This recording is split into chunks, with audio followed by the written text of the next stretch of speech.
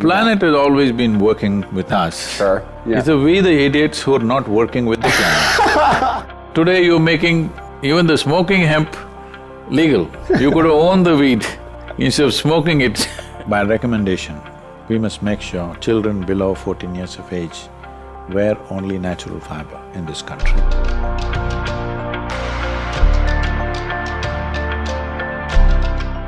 So you are a yogi, a humanitarian, an educator, a teacher, a super fantastic human.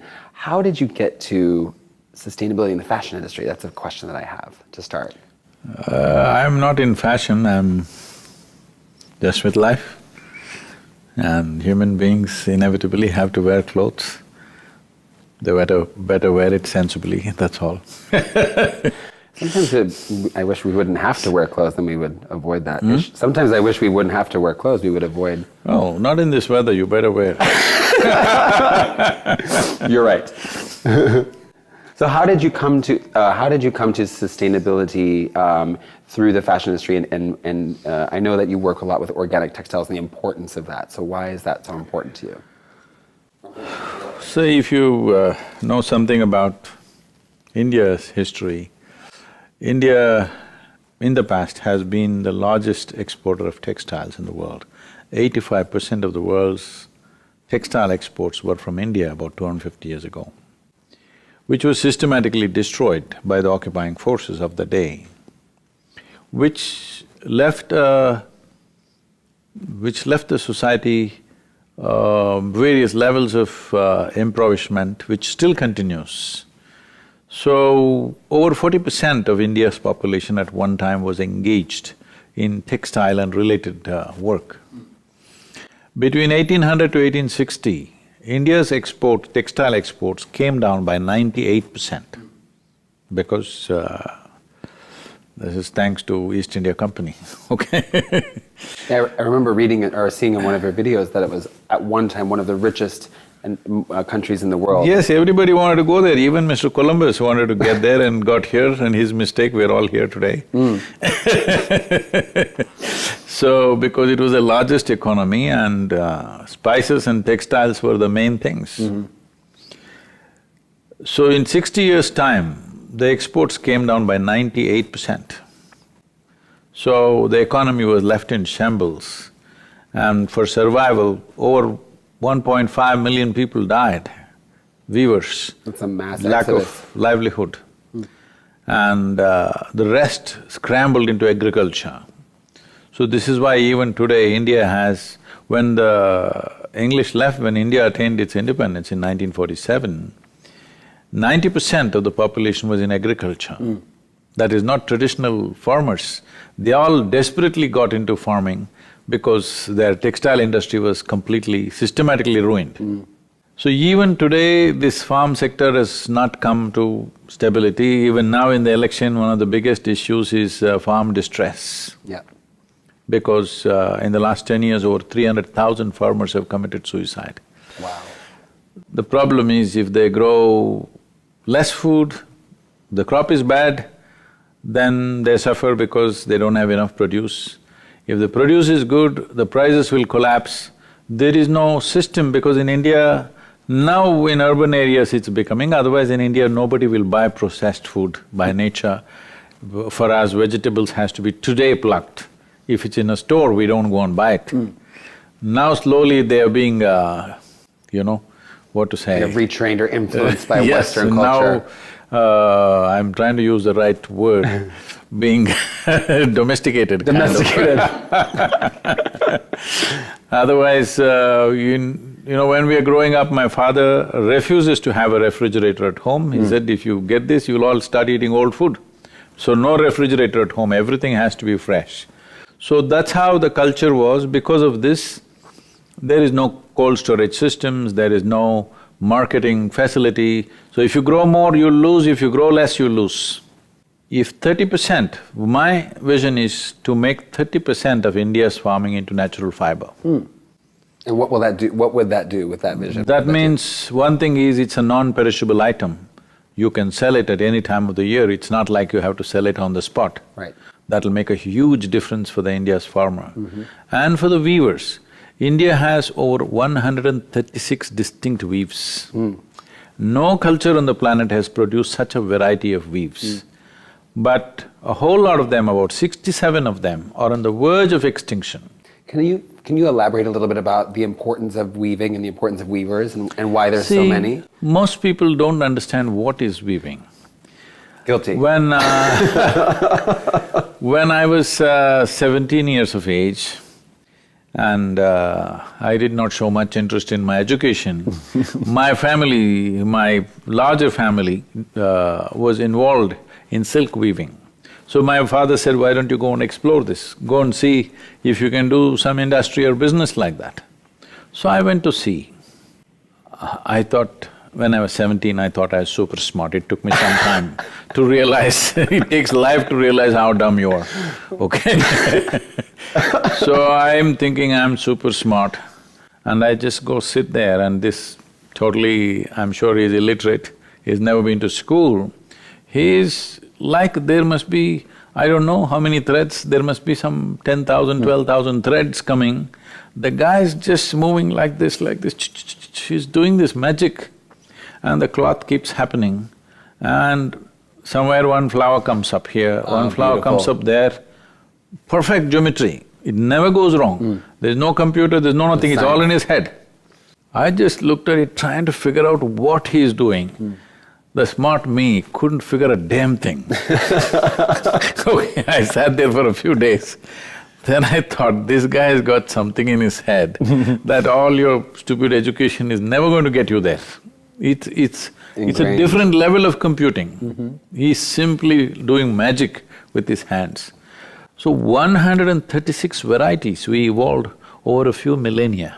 Unfortunately, in a matter of 50 years, we're destroying it completely. Many of these weavers are last generation, because their children have already become software engineers, maybe in San Francisco already. Yeah. So, these old people are doing something, one little weaving something, a few people, handful of people doing. If that goes, it will completely disappear. I was going to say, my question is what is the importance of that cultural preservation? These skills are pride of humanity. Yeah. What human hand can do is unbelievable. Today we are enjoying the power of the machine, all right? But what human hands can do should not be lost, and what we have done, what we took thousands of years to evolve, should not be lost in a generation simply because we've become callous and we think we're practical. There's nothing practical about this. What we're doing right now is the most impractical thing. It's not even practical for the planet, nor for our health and well-being. So, a more practical thing would be definitely to go back to natural fiber. Natural fiber, variety of natural fiber that's available, does such tremendous things to your body. Today there is substantial medical studies to show what kind of damage polyfiber is causing to your system. And various diseases and allergies are being attributed to this. Particularly a growing child should never use synthetic fiber, must be natural fiber. So we're trying to bring this forth. The reason why we're getting involved with the American designers is we want them to push this. And well, this part of the world, people can afford to buy what they want. At least 50% of your clothing to start with must be natural fiber. Children below 12 or 14 years of age should not touch synthetic fiber. They must be natural clothing. So we want to push this into the schools. If schools can promote that everybody should wear natural fiber from an early age, if they know the comfort and the pleasure of being in natural clothing, they will not go to synthetic clothing later on. Absolutely. Very good points. I've got a question. You know, I've been reading, watching a lot of your videos and reading up on you, and you talk a lot about connection. How does natural fibers and the lack of wearing, how does that relate to connection? Are we becoming more disconnected from the world because we are not even using natural fibers in our everyday lives anymore, or what are your thoughts on that? See, you have seen synthetic fiber has a certain static, you know? If you take a substance like terling or polyester, if you just rub it, there is static. Constant static around your body, is it a good thing to do to yourself? You want… see, in the yogic system, how we understand life is, the dynamism of the same energy is called life. Inertia of the same energy is called death. So, you have lot of static around you is not going to make you dynamic. In many ways, it's going to cripple you. This may be subtle. Your ability to perceive may be crippled, but you don't understand because you think by consulting the Google lady, you know the universe. Yeah. Information is being misunderstood as intelligence, which is a very serious flaw. And if one has to keep one's intelligence and perception at a certain level of sharpness, all this matters. How you eat, how you sit, how you stand, what you wear, what is in contact with your body, everything matters. If you want to somehow live and go away, then it's… whatever you do is fine. But once you come as a human being, that is the significance. Though we do the same things that every other animal does, we want to do it in a certain way so that we stand apart from every other creature on this planet. It's only in the way we do it, it's not in what we do. We eat, they reproduce, we sleep, they sleep, we die, they die. All right? Everything is That's same. simple, yeah, exactly. It is just that the way we do it sets us apart. So the way we do it has to change, means you must be sensitive to how you keep your body. In this, clothing is an important part. Why do you think people are falling away from that? Why do you think people are falling into the trap of that? See, people are not deciding anything, commercial forces are deciding everything. For them, yeah. People are not deciding the industry. One important thing about Fashion for Peace is, we want people to decide what commercial forces should manufacture. But right now, commercial forces are deciding what people should want. Right. It's the power of advertising and marketing. Marketing, yeah. Yes. No, people should decide what we want. And that is what commercial forces should provide for them. Right now, commercial forces are deciding what you should drink, what you should eat, what you should wear, how you should live, everything. It's not good. Commerce is there for human well-being, not the other way around. So do you see a way where people and planet can profit together? Businesses and planet can be working together in order to make a better world, or how do you view Planet has always been working with us. that? Sure. Yeah. It's we the idiots who are not working with the planet, all right? I have to agree with you on that one, yeah. The very body that you carry is a piece of this planet. Yeah. Most people don't get this till you bury them. But even when they bury, we are making sure they don't get it, because today they're burying them in aluminum coffins. Coffins, yeah. So even when you bury, they cannot realize I'm part of the planet. You're in a box. Planet has always been working with us, otherwise we can't exist here for a moment. Our existence is not possible if the planet does not work with us. Are we responding? Unfortunately, not very well. That brings me to a question I have about the fashion industry and their response. You know, obviously that it's one of the most destructive industries on the planet, but… Third largest polluter on the planet. It is quite a large polluter, it's huge. Number 3, still on the podium. Yeah, yeah. It's just astronomical, it's unbelievable. But they have the power to the communication power that they have is unbelievable. How do you feel about where the fashion industry is going, like where it's at right now, where it's going, where it needs to be in relation to what needs to get done? I mean, I kind of feel like there's a bit of a crisis that's happening and people haven't really woken up to that yet. Do you feel like the fashion industry can help push that along faster? See, this is one industry which can change its direction at will, because fashion is always trying to shift this way and that way, nobody wants to repeat anything. So this is one… to change how you make your cars takes a lot of effort. Yeah. To change how you make your clothes, if a few iconic designers and those who display these designs, if they change their minds, everything could change in a matter of few years. So it is the easiest industry to change, if you ask me, because they like change. Without change, there's no fashion. All the time some change needs to happen, that's their problem. It almost how survives, to change. Yeah, it survives on change, Yes. right? Yeah. So, this is not thriving on status quo, it's not like a financial institution. It's not like some other steel or coal or some other industry which is very difficult to change. Fashion is the easiest thing to change. After all, because fashion is all… but the world or the people are not deciding the fashion. A few icons are deciding the fashion. If they change what we thought was impossible kind of haircut, when we were growing up, we want to have it long, our fathers wanted to give us a jar head. We said, no way that machine will be used on my head. Because today all the young kids have jar heads and they're going around, that's a fashion. So that's because one football star or somebody does that, all right? So, this is not individual thinking, fashion is led by certain people. If those people just wear natural fiber and say, this is it, I think the world will change very, very quickly. Do you think the fashion industry can survive? Like, as we were talking a little bit before about how much they're pushing out, like fast fashion companies doing nearly 100 and some collections a year, and will the industry survive? Will the industry survive? Of course. It has survived It has survived for 10,000–15,000 years. Fashion has always been there. Sure. Will a particular designer survive? That you cannot say.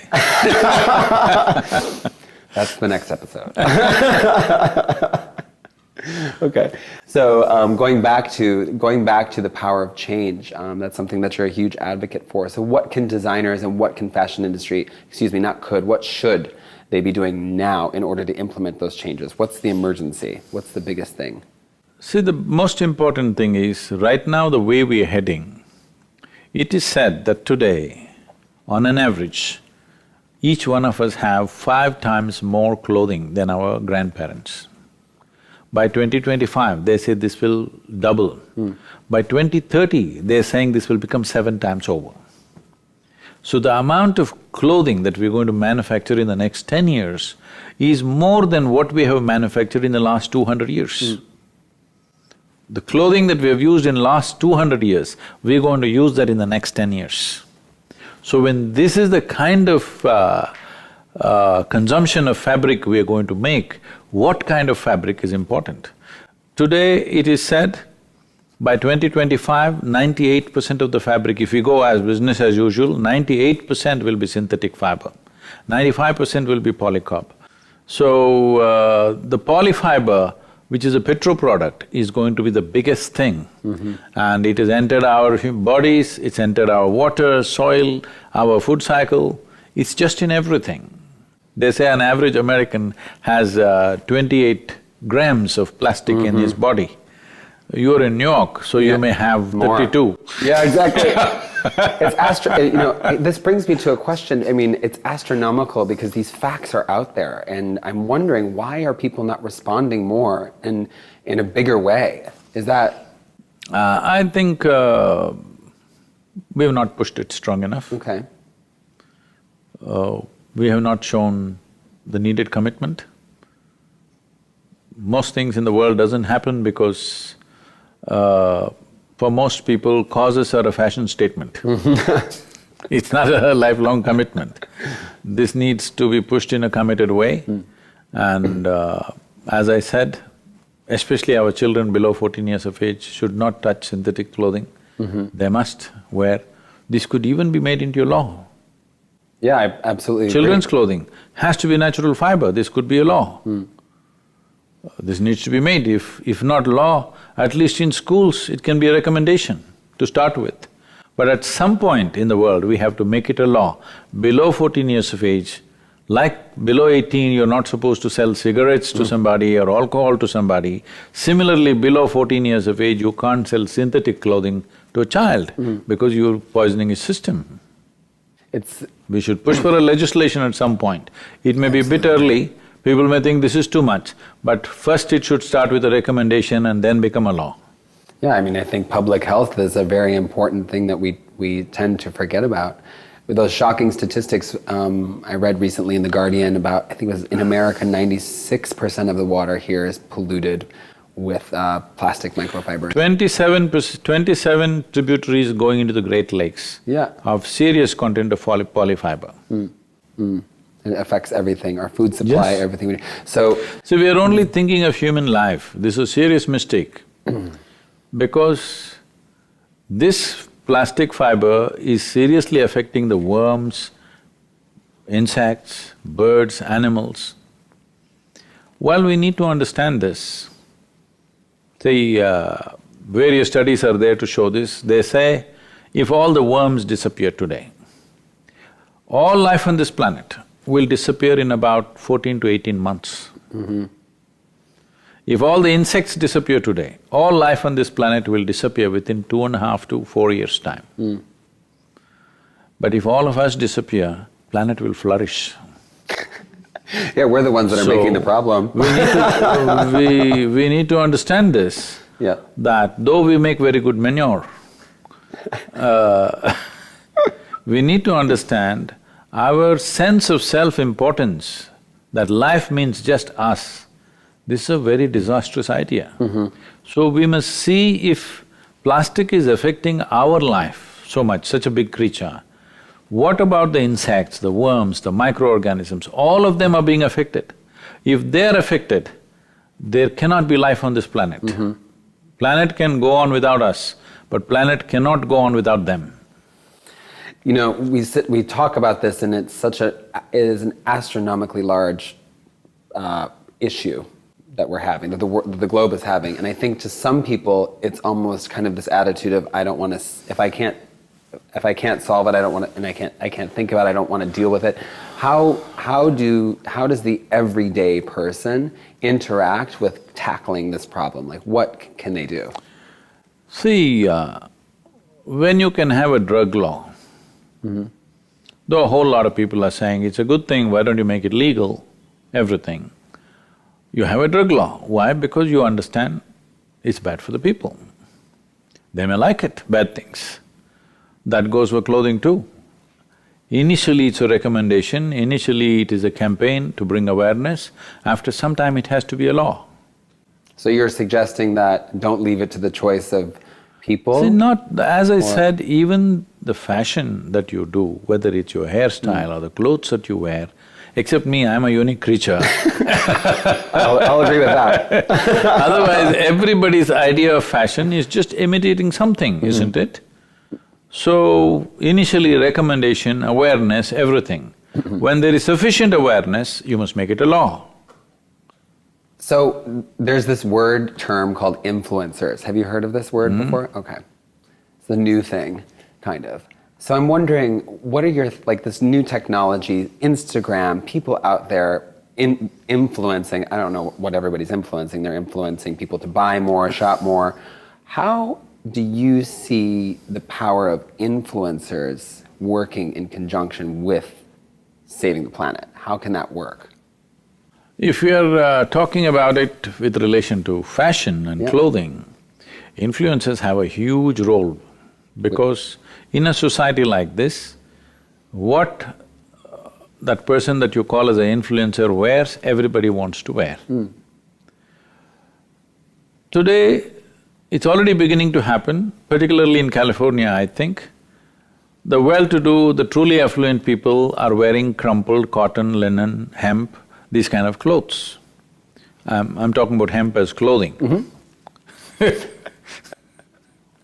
But people eat hemp, smoke hemp, they do lots of… Hemp is an amazing product, it's an amazing… No, but it's actually same species, but they're of different kinds, they're different families. The hemp that produces cannabis, which is used for medicine and recreational purpose, is of one kind. The hemp that is used for fiber is of a different kind. This happened in 60s. United States government put a serious amount of pressure on the Indian government to ban hemp growth. India tried to explain, these are two different families. They are the same species but different families, it's not the same thing. They said, nothing doing, you have to ban it. So Indian government banned hemp growth and destroyed a whole industry. But today you're making even the smoking hemp legal. The weed has become legal. You could own the weed instead of smoking it. That's been a difficult one for people to digest, but I'm all for it, you know.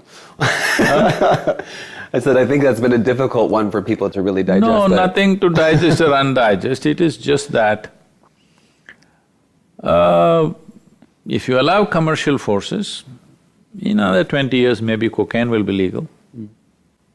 A whole lot of people will start the campaign, cocaine should be legal. Is it wrong? I'm not looking at it morally. I'm only looking at it, anything that lowers human capability society should push it away, because it's very important in human life that you are able to do whatever simple things you do really well. This is very important for a human being, isn't it? Any simple thing that you do, the basic thing about the human being is you want to do it better than the way you did it yesterday. So this ability and this longing will go away if you use certain chemicals. Your idea of being stoned, see, I'm always stoned, look at my eyes. No substance, just stoned from within, all right? This kind of stoning will enhance your competence. People's idea of being stoned is sitting like a dead chicken.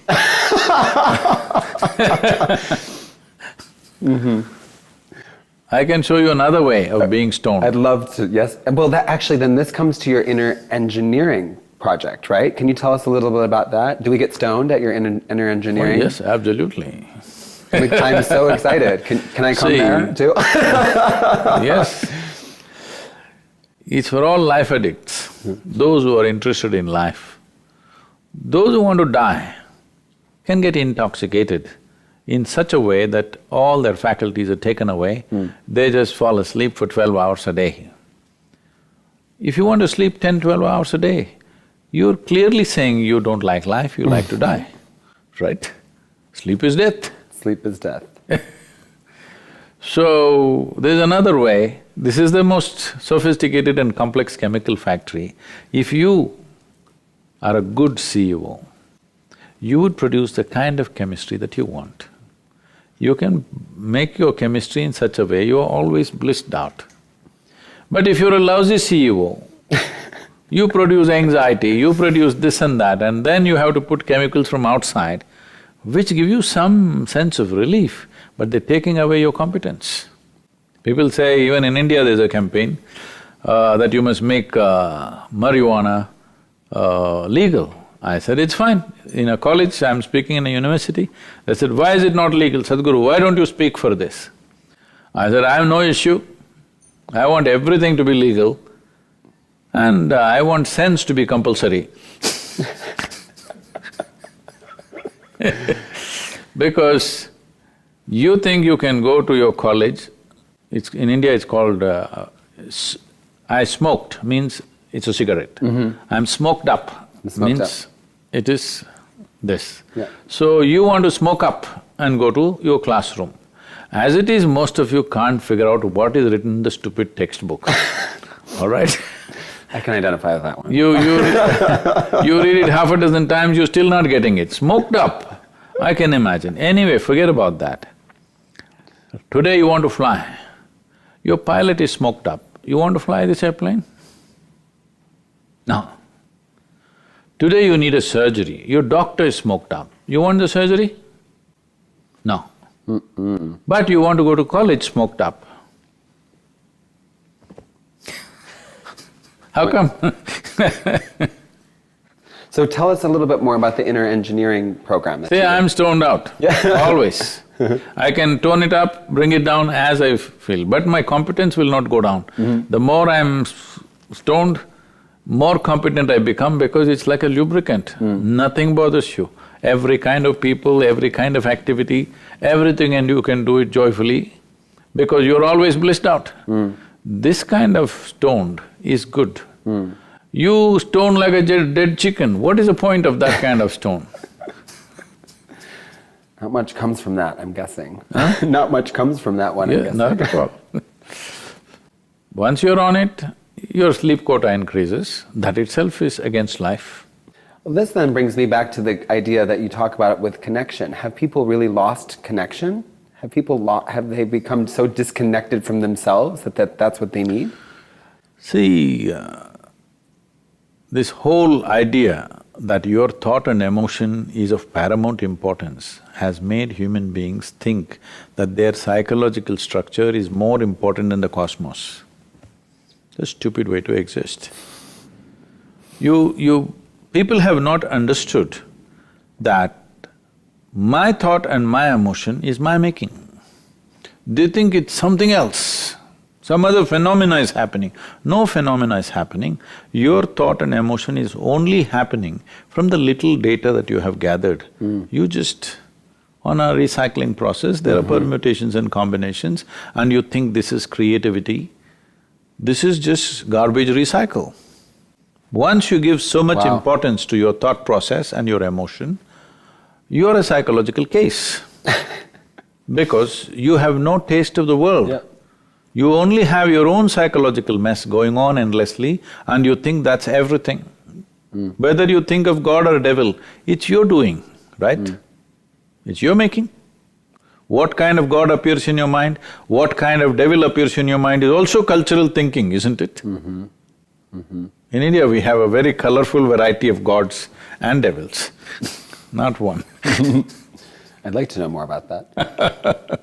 So I was reading a little bit too about your practice with yoga and how you were talking about how yoga has, across many cultures, been distilled into an athletic activity, but there's many benefits. Not distilled, distorted. Distorted into an athletic activity. I love yoga. I often ask if I'm doing it correctly, but I don't know if that's even a good question. No. Probably not. No. So lots to learn when I come to visit you in India. You can also learn here in America. Okay, great. I'm excited about that. But my question is how does… I'm not going back and having you as a guest. I'm saying it's also available right here. Okay. How does that, how can people connect through, like, how does that practice of spirituality and yoga fit into this whole See, thing? first of all, let's understand the word yoga. The word yoga means union, not body twisting and stretching and doing something. Physical aspect of yoga is a minuscule of yoga. Word yoga means union. What does union mean is, see, as you sit here, you're breathing. That means the life that you are and this planet and this atmosphere and the universe in some way is in transaction. It's not just by respiration, on all levels, even on the subatomic particle level, it's all in communication.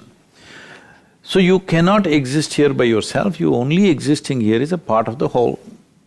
It's a fantastic phenomena of which we don't know the beginning and the end, all right? But now you have become that kind of a psychological structure, you think you're all by your own. You are a unique and absolute entity and you're also eternal. The religions of the world, philosophies of the world and basic human psychological structure has created this impression. So now you have become an absolute entity by yourself, your life is you versus the universe. This is a bad competition to get into, believe me. This is the silliest competition to get into, you versus cosmos. What kind of competition is that?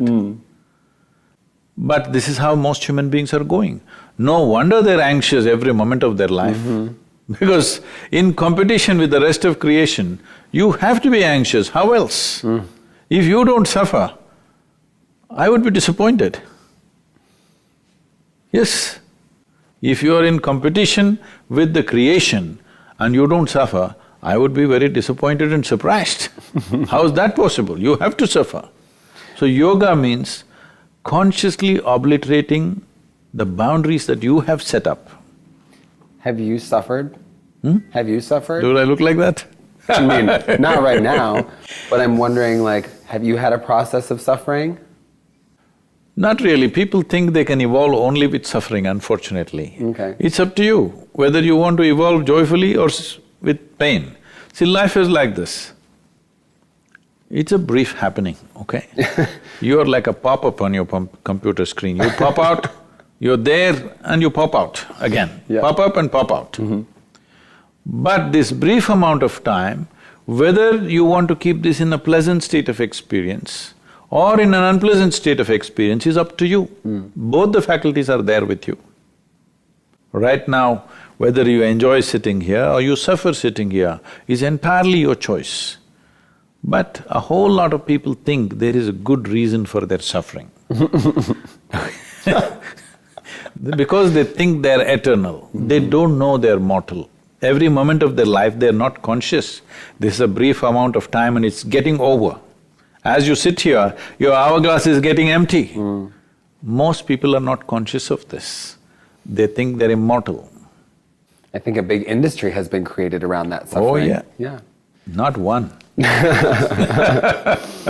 Back to soil. Back to soil. I've got a question about that. Even they're refusing to get into soil. Yeah. They're in the aluminum caskets. Suffering. Soil is suffering right now. We only have 60 years left. It's a big question. I mean, What is 60 years? 60 years left of healthy soil on the planet is a statistic that I've been reading about. I'm not sure if that's entirely exactly accurate, but I don't think we have an infinite source of healthy soil left. You don't have, but if a lot of us die, the planet, the soil becomes very healthy. Okay. So, who's gonna die? All of How us. do we choose? All of us die. Okay. It's just a question of when. When and how, I guess. I mean, I guess how doesn't really matter, it's when. It's only when. But it doesn't even really matter when, because it just will, right? We're just gonna go. So, who has to die? See, this is the whole problem. Most people think other people die. You're gonna die, you're gonna die. Yeah, no, all of us die. Yeah. So, if we make the very source of our bodies, which is the soil, unhealthy, and we hope that we will live well. Some people, of course, trying to escape to Mars, that's a different matter. People are trying, Yeah, all the best. But even if you get there, what will you do there? To Mars? You'll do the same thing. Well, there's no soil on, I don't… No, even if you go to Mars or some other planet, you will destroy it also, because this is what you know. Instead of learning to fix it here, you want to go elsewhere. Even if you go there, you will do the same thing. Is this not what we did wherever we went? See, there were known parts of the world and unknown parts of the world. Let's say this North America was called New World at that time. It's a whole new world. Well, we came here and did the same things, right? Faster than anywhere else. Learning to fix it. So, how are you collaborating? The most important thing is we are talking about sustainability of the marketplace. Okay. First of all, let's talk about most vital things in our life. Sustainability of living healthfully, peacefully, joyfully, lovingly. None of this is sustainable. None of those things you just listed are sustainable? For most people, it's their peace, joy, love, nothing is sustainable. You walk in New York City, they're living in the best of comforts compared to anywhere in the world. Their peace and joy is just skin deep. If you provoke them a little bit, they'll burst. On the street, do you think? They're all behaving in a civil way. This is what civilization means, organizing civility. So it's all a sham? Huh? It's all fake? You poke them and see what'll happen. No, I'm gonna stay up here with you. I'm not going down there. Smallest provocation, the worst will come out of them. Most people, not everybody, there are wonderful people, but larger population has become like this. In an affluent nation where there is a choice of food, choice of lifestyles, so many things available, this is the condition of the people. So, when your well-being is not sustainable, when your joy is not sustainable, how do you make market sustainable? When your marriage is not sustainable, how do you make market sustainable? It's a mystery. Conversely though… Market is much more complex than your marriage, I'm saying. What's that? Market is more complex than my marriage? It is far more a complex process than your marriage. Yes. If this is not sustainable, how will that be sustainable, I'm saying? How… But then conversely, we have the impoverished. I mean, we live in New York City, we have a bubble, and I personally know this because I can barely afford to live in New York City.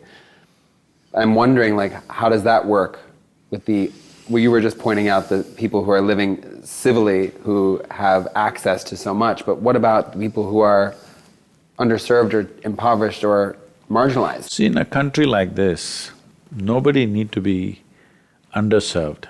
I agree. There is enough land, there's enough nature, but they like to live in the city, no matter what it is, and they have to drink their beer or whiskey in morning and evening, and in the afternoon, of course. So, that's a different thing. This is a different kind of poverty. Poverty is there in other parts of the world where there's simply no room for livelihood or no way to get their food, that's a different matter. There are still parts of world like that where they're undernourished and everything. Here, I would say it's almost by choice. Wow, that's powerful. I know I'll become very unpopular for this, but if they wish, there is a way to earn their livelihood. They may not have choice of lifestyle, but choice of life is there. In many parts of the world, there's no choice of life either. Forget about lifestyle. That's true. That's true. How do you, with your programs in India, and through craft and through fashion, how do you support underserved communities or marginalized communities? How does that work together? See, we have brought in hundreds of tribal women. We have taught them skills with which they do all these products, variety of products. But at the same time, we don't want to become a manufacturing unit or an FMCG company or a textile company, because we are essentially about transforming the inner nature of the human being. These other things we are doing more as samples for somebody else to take it up and do it large scale. We don't want to become a business company, but we have small businesses just to prove a point, just to show that this can be done this way as a model.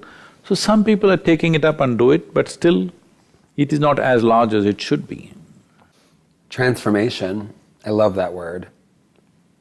Means so many, it gives so much hope and so much inspiration. What is it going to take to transform the industry? What is it going to take to transform people's way of thinking about how they consume? When it comes to people, it's just willingness. Sounds simple, but seems difficult. See, suppose all the desperate actions that human beings are doing in this world is simply in pursuit of human well-being, isn't it? I don't know. I mean, I feel like vanity drives a lot of that. That is also well-being. Being vain is… See, that's the only way they have some pleasure. True. If they knew, like I'm sitting here, if they knew how to simply sit here blissed out, they would see what we should do, what we should not do, isn't it? Not in moral terms, in terms of sensible way of living. This is not a moral science class I'm saying, this is right, this is wrong, I'm not saying that. Right. Question is what works and what doesn't work. Question is what works for every life. If you were joyful, have you noticed, on a certain day when you're very joyful, you are such a wonderful human being to everybody around you. This is true with every human being. Another day you're frustrated, you're angry, you're miserable, you could be nasty, and that's true with everybody. So, we've always been trying to produce good people. This is the most serious mistake we've made. Wait. Yes, Repeat that, please. We've always… sorry. We've always been trying to produce good people. We've always been trying to produce good people. No, Okay. but miserable people. Instead, if we had seen how to produce a joyful human being, okay. a joyful human being is an insurance in the world. Because there's no desperation. Once you're joyful by your own nature, you're not a vested interest. You will simply do what's needed. You don't have to do anything in particular.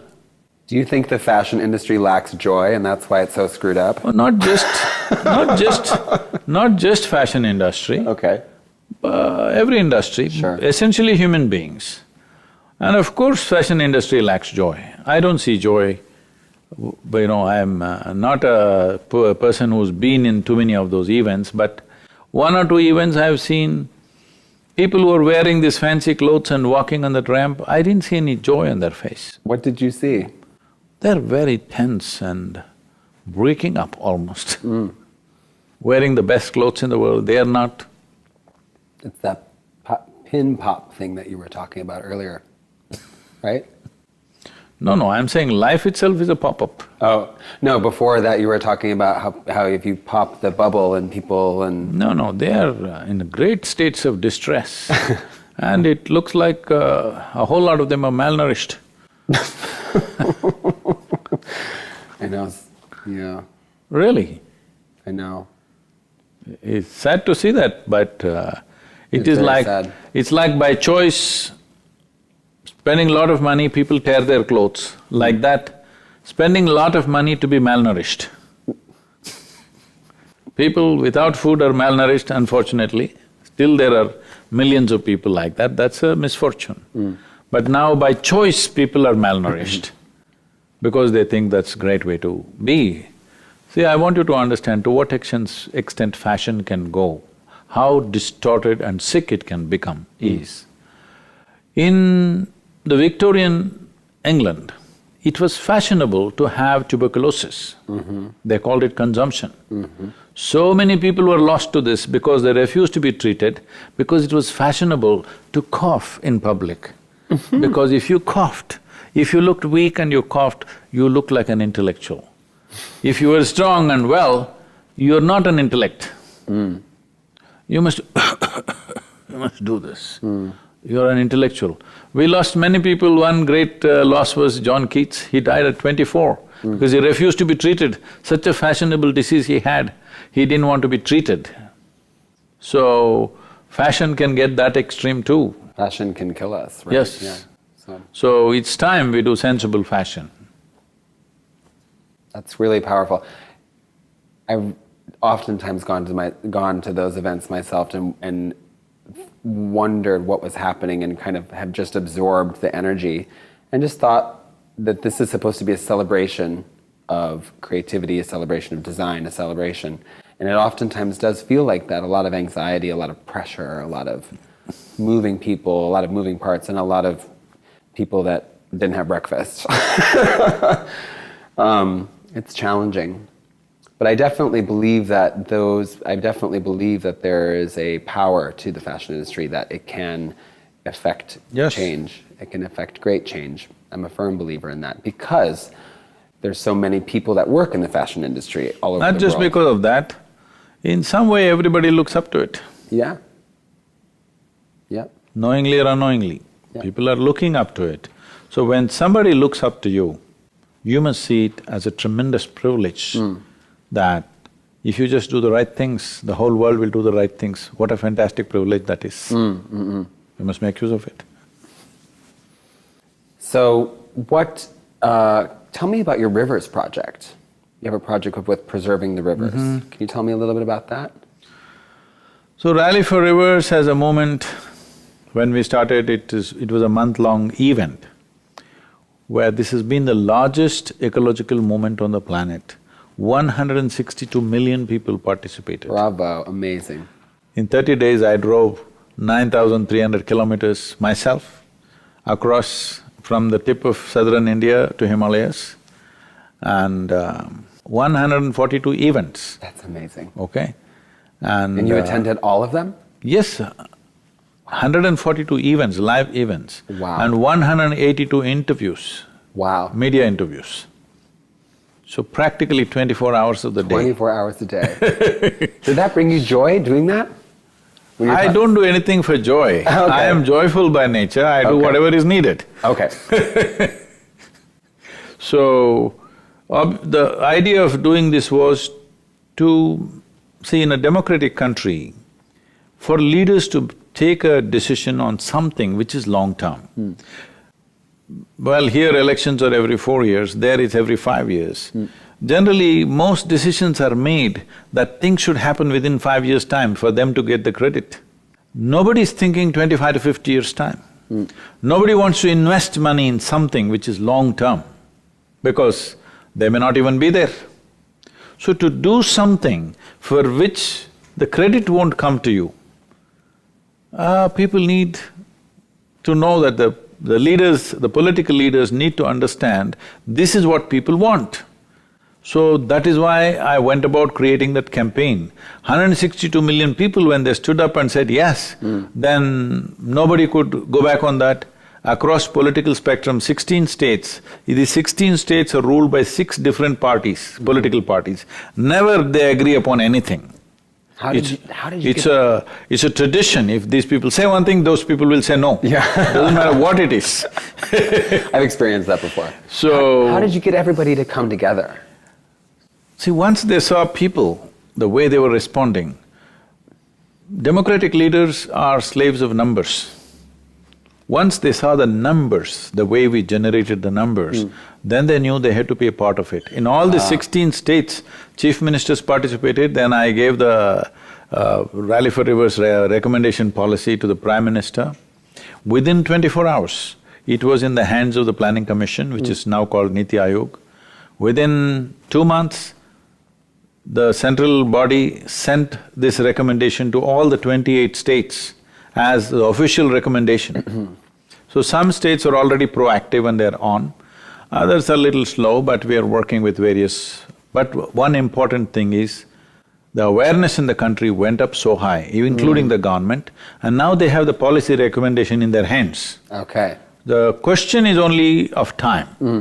Will we do it before it goes really bad, or will we do it now when it's pretty bad?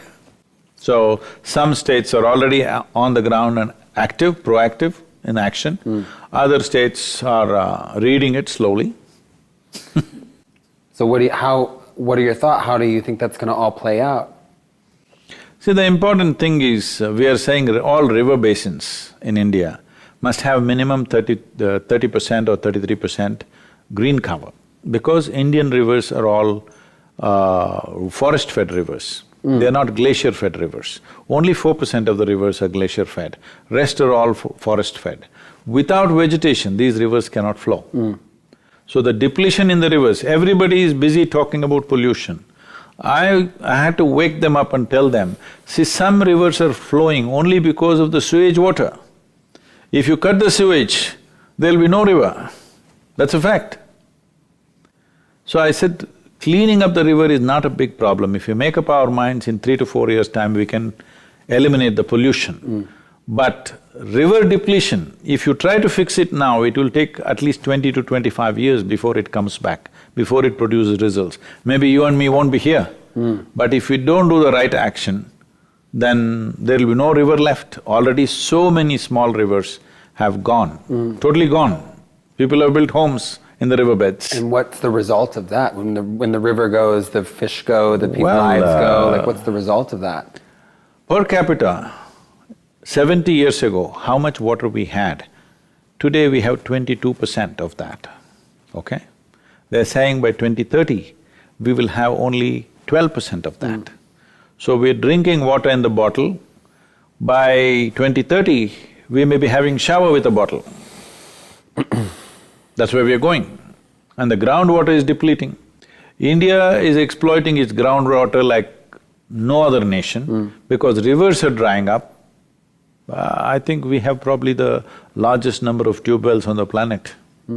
I don't know how many millions have been hit. So now some states have brought laws, if you want to put a drill, if you want to put a tube well, you have to get government permission. You can't simply put wherever you want. So like these laws are coming because of the Rally for Rivers.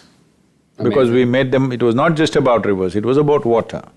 Because rivers have an emotional connect with people, we use rivers as a way to launch the rally. But it's about generally water bodies, both ponds, lakes, groundwater and rivers.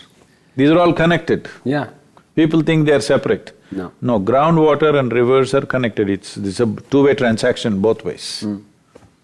I'm curious about the mobilization of people, and I'm curious about how to get people on board to that campaign. That's a lot of people, and it's half of United States population. That's a lot of people, and my question is the mobilization of people. That's fascinating to me, because what I do with Global Fashion Exchange is about the mobilization of people and their passion to create a change. And I've never been able to pinpoint what ignites people. So I'm curious to ask you, I know that with what I do, there is change that needs to happen, and oftentimes this change from what we're looking at comes from consumers. So I've naturally kind of gravitated towards the consumer side. So my question is, how did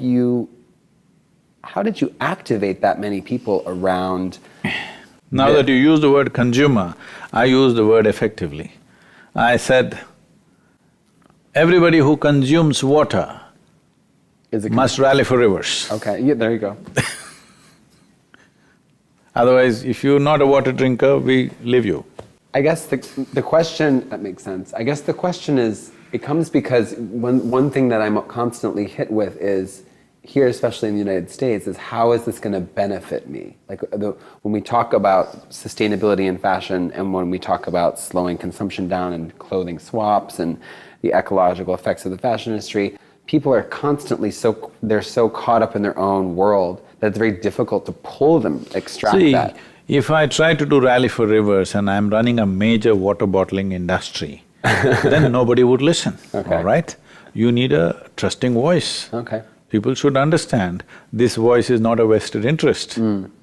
Otherwise, they will not respond. If I'm running a major water bottling industry and I say Rally for Rivers, they'll say go to hell. So like H&M, for instance, when they run their social activation campaigns or their campaigns around sustainable fashion, do you think that that's kind of similar? Can they do that? They can, but at the same time, see, because this is a kind of industry where they can bring about a huge change, they should.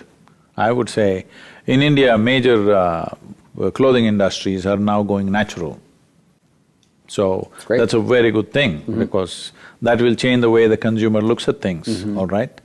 So, they should do it. But I'm saying mobilizing millions of people means there must be a trusting voice. There must be a voice of integrity, otherwise it won't happen. And that won't… to earn that, it doesn't happen overnight, it takes time. It does take time to foster that trust with people. How long did it take you? All my life. All your life. Can I ask you more of a personal question? Do you have family?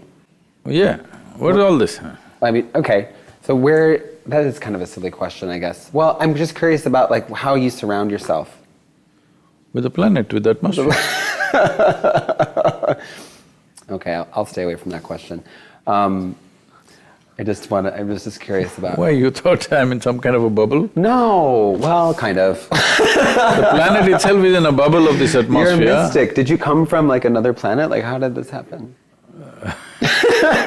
I'm just kidding, I'm having fun. Well, that happens when I'm entering United States. They make me stand in that line which says resident alien. Isn't it awful? And I look around and see I'm the only one who fits the description. There's so many other people standing in the line though. I thought they're all aliens in disguise. Oh my gosh, there's so many aliens walking around. Okay, I've spent a lot of time with you. One of the big questions I want to know, and hopefully that we can communicate to people watching this, is what do we need to do? What do we need to do now? What's the most important thing? One thing is, by recommendation, we must make sure children below 14 years of age wear only natural fiber in this country. Okay, that's… First recommendation, in 3 years' time we should work for a policy where children must wear. Nobody can manufacture clothing in synthetic material for children. Children's wear. When those children grow up, they will have enough sense.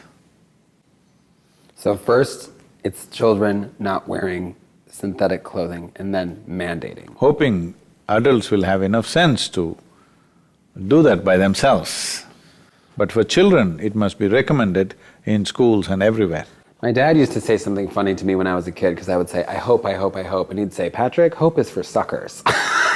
So I think we need to mandate it across everything. I agree with you there. No. See, in a democratic country, you can't do everything by law. Okay. You can only…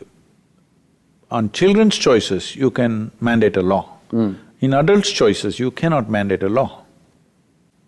So I'm not saying hope in that sense. Okay. Hope is definitely for suckers. Hope is for suckers. Should have seen the look on my face when he said that to me the first time. I was like, what? Well, this has been a fascinating conversation with you. And one last question is, you have a yoga institute in India, is that correct? Yes, here also in Tennessee we have a large center. In India, you must come and see. I would love to come and see. It's a unique place, you must come and see. I would love it, I would love that. Thank you. There's a book. Thank you so much, this is so wonderful. Thank you so much. Thank you so much.